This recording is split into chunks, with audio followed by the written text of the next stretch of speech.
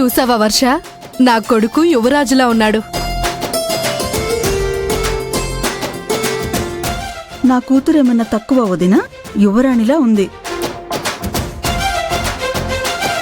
నన్ను ఇలా రెడీ చేసింది రాజవేనమ్మా. ఎంతైనా సిటీవాడు కదా, తన వల్లే నేను ఇలా కనిపిస్తున్నాను.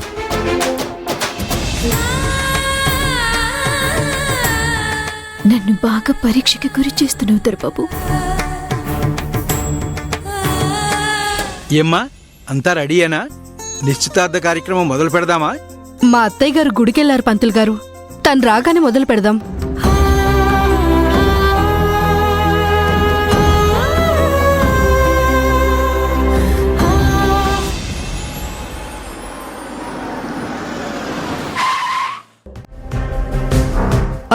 అదిగో మా అత్తయ్య గారు కూడా వచ్చేసినట్టున్నారు.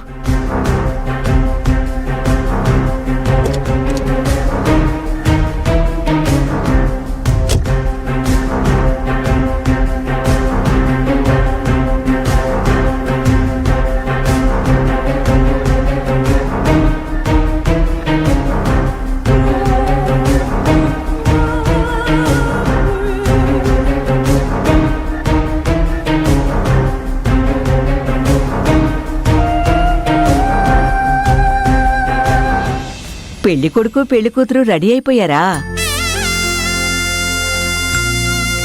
పంతులు గారు, కార్యక్రమం మొదలు పెట్టండి.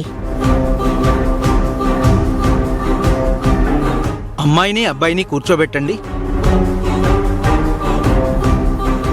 దేవుడా, ఎలాగైనా నన్ను పరిస్థితి నుంచి బయటపడి. జ్యోతి, ఇప్పుడెలా ఉంగరాలు మార్చుకుంటావో చూస్తాను. జ్యోతి తనకి తానుగా బయటపడే సమయం ఆసన్నమైంది.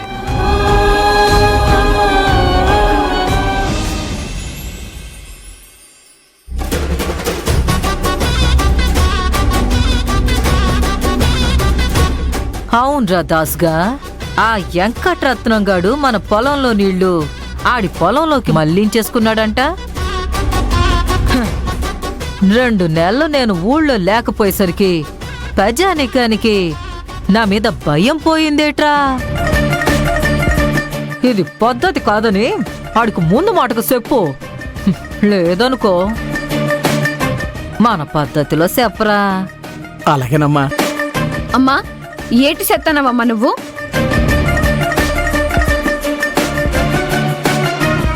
నిశ్చితార్థం ఆగడానికి నాను చెయ్యాల్సిందంతా చేసేసాను కదే, ఇంకేటి చేయమంటావు? అసలు నువ్విచ్చిన విషయం పనిచేస్తుందా? ఆ నిశ్చితార్థం ఆగుతుందా? ఓ సోస్, అంత అనుమానం ఏటే నీకు? నీ అమ్మ మాట ఇచ్చినదంటే అది నిలబెట్టుకుని తీరతాదని నీకు తెలుసు గదేటి? ఏటోనమ్మా, నాకు భయంతో గుండెల్లో రైలు పరిగెడుతున్నాయి.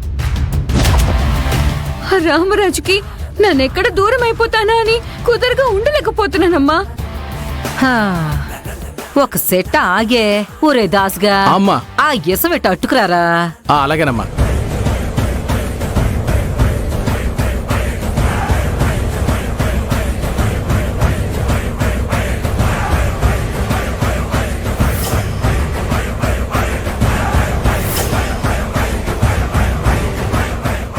ఏడు సూత్రం ఆకేయిరా.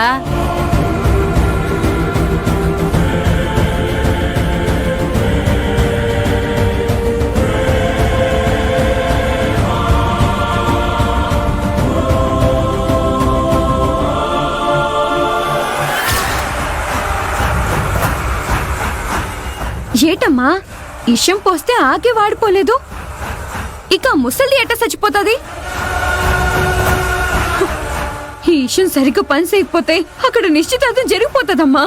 తెగ గింజేసుకుంటున్నావేటే, రవ్వంత ఓపిక పట్టు.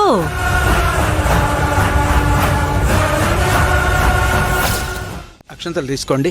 ఓం గణానా అంత్వా గణపతిం హవామహే కవిం కవీనాముపమస్రవస్తవం జ్యేష్ఠరాజం బ్రహ్మణాం బ్రహ్మణస్పద ఆనశృణ్వన్నోతిభిः సీదసాదనం. శ్రీ మహాసరస్వత్యై నమో నమః. మహాలక్ష్మీదేవతాభ్యో నమో నమః. ప్రణో దేవీ సరస్వతీ వాజేభిర్వాజినీవతీ ధీనామిత్రియతు.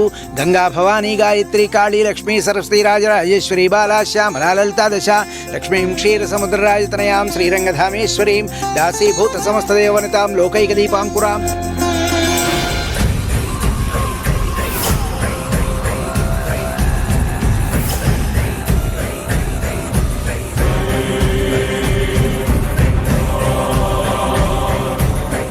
చూసినవా ఆ ఆకు ఎలగ వాడిపోయినదో